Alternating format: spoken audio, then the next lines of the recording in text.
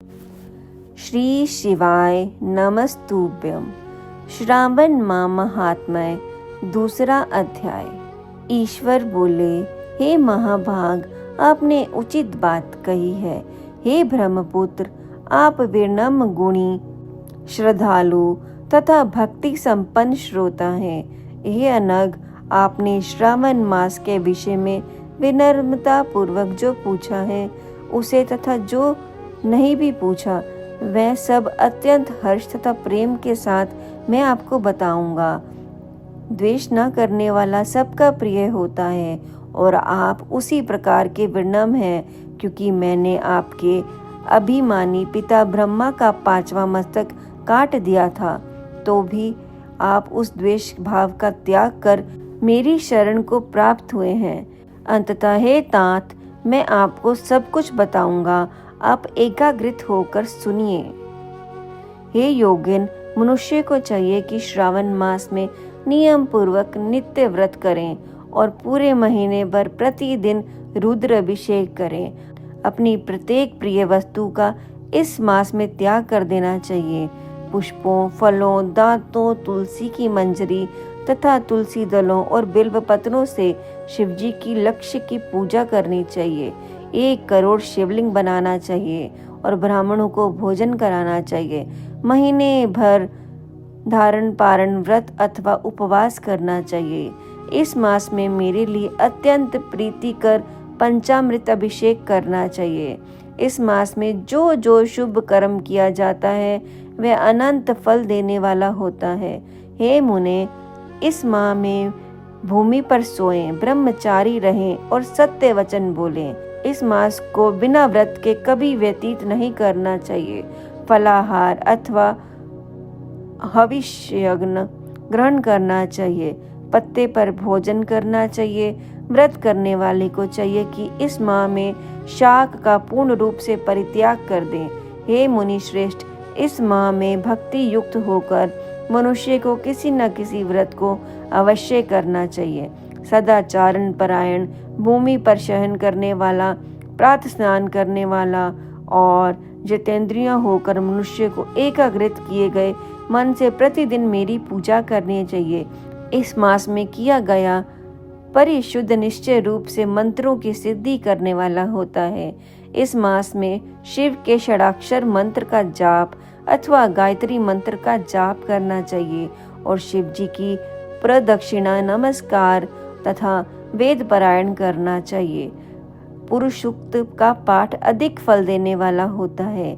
इस मास में किया गया गृह यज्ञ, कोटि होम, लक्ष्य होम तथा अयुत होम शीघ्र ही फलभूत होता है और अभिष्ट फल प्रदान करता है। जो मनुष्य इस माह में एक भी दिन व्रतहीन व्यतीत करता है वह महाप्रय प्रयत्न घोर नरक में वास करता है। यह मास मुझे जितना प्रिय है उतना कोई अन्य मास प्रिय नहीं होता। यह मास काम व्यक्ति को अभिष्ट फल देने वाला तथा निष्काम व्यक्ति को मोक्ष प्रदान करने वाला है। हे सत्यम, इस मास के जो व्रत तथा धर्म है उन्हें मुझसे सुनिए। रविवार को सूर्य व्रत तथा सोमवार को मेरी पूजा व नक्त भोजन करना चाहिए। श्रावण मास के पहले सोमवार से आरंभ करके 3.5 महीने का रोटक नामक व्रत किया जाता है। यह व्रत सभी वांछित फल प्रदान करने वाला है। मंगलवार को मंगल गौरी का व्रत, बुधवार बृहस्पतिवार के दिन इन दोनों वारों का व्रत, शुक्रवार को जीवंतिका व्रत और शनिवार को हनुमान तथा नरसिंह का व्रत करना चाहिए।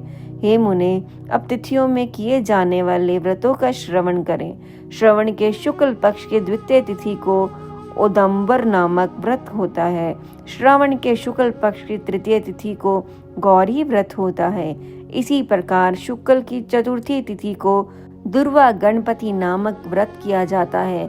हे मुने, उसी चतुर्थी का दूसरा नाम विनायकी चतुर्थी भी है।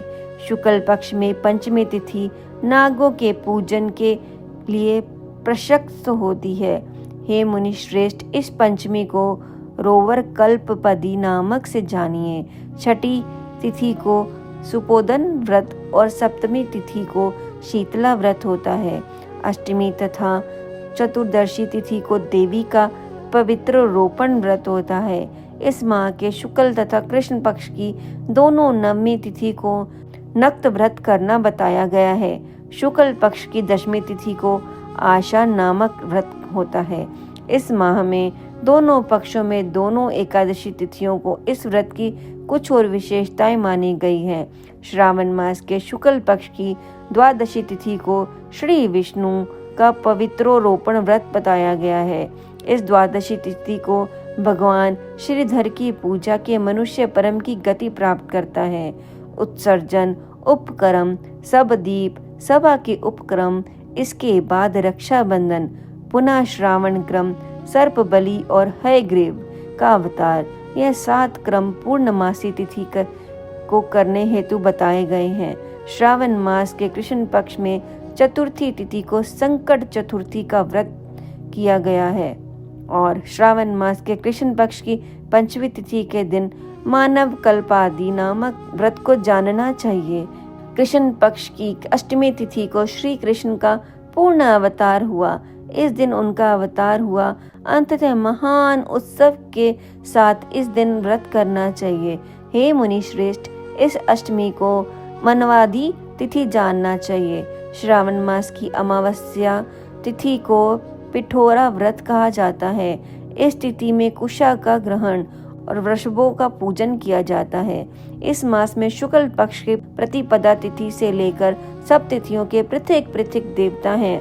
प्रतिपदा तिथि के देवता अग्नि, द्वितीय तिथि के देवता ब्रह्म, तृतीय तिथि की गौरी और चतुर्थी के देवता गणपति हैं। पंचमी के देवता नाग हैं और छठी तिथि के देवता कार्तिकेय हैं। सप्तमी के देवता सूर्य और अष्टमी के देवता शिव हैं। नवमी के देवी दुर्गा, दशमी के देवता यम और एकादशी के तिथि के देवता विदेश देव कहे गए हैं। द्वादशी के विष्णु तथा त्रयोदशी के देवता कामदेव हैं। चतुर्दशी के देवता शिव, पूर्णिमा के देवता चंद्रमा और अमावस्या के देवता पितृ हैं। यह सब तिथियों के देवता कहे गए हैं। जिस देवता की जो तिथि हो उस देवता की उसी तिथि में पूजा करनी चाहिए। प्राय इसी माह में अगस्त्य का उदय होता है। हे मुने, मैं उस काल को बता रहा हूँ, आप एकाग्रित होकर सुनिए। सूर्य के सिंह राशि में प्रवेश करने के दिन से जब 12 अंश 40 घड़ी व्यतीत हो जाती है तब अगस्त्य का उदय होता है। उसके 7 दिन पूर्व ही अगस्त्य को अर्घ्य प्रदान करना चाहिए। 12 मासों में सूर्य पृथक पृथक नामों से जाने जाते हैं। उनमें से श्रावण मास में सूर्य गबस्तिक नाम वाला होकर तपता है। इस मास में मनुष्य को भक्ति संपन्न होकर सूर्य की पूजा करनी चाहिए। हे सत्यम, 4 मासों में जो भी वस्तुएं वर्जित हैं उन्हें सुनिए। श्रावण मास में शाक तथा भाद्रपद में दही का त्याग कर देना चाहिए। इसी प्रकार अश्विन में दूध तथा कार्तिक में दाल का परित्याग कर देना चाहिए। यदि इन मासों में इन वस्तुओं का त्याग नहीं कर सके तो केवल श्रावण मास में ही उत्तम वस्तुओं का त्याग करने से मानव उस फल को प्राप्त कर लेता है। हे माधव, यह बातें मैंने आपसे संक्षेप में कह दी हैं कि हे मुनि श्रेष्ठ, इस मास के व्रतों और धर्मों के विस्तार को सैकड़ों वर्षों में भी कोई नहीं कह सकता। मेरी अथवा विष्णु की प्रसन्नता के लिए संपूर्ण रूप से व्रत करना चाहिए। परमार्थ की दृष्टि से हम दोनों में भेद नहीं है। जो लोग भेद करते हैं वे नरकगामी होते हैं। अंततः हे सनत कुमार, आप श्रावण मास में धर्म का आचरण कीजिए। इस प्रकार ईश्वर सनत कुमार संवाद के अंतर्गत श्रावण मास का दूसरा अध्याय समाप्त हुआ। ओम नमः शिवाय।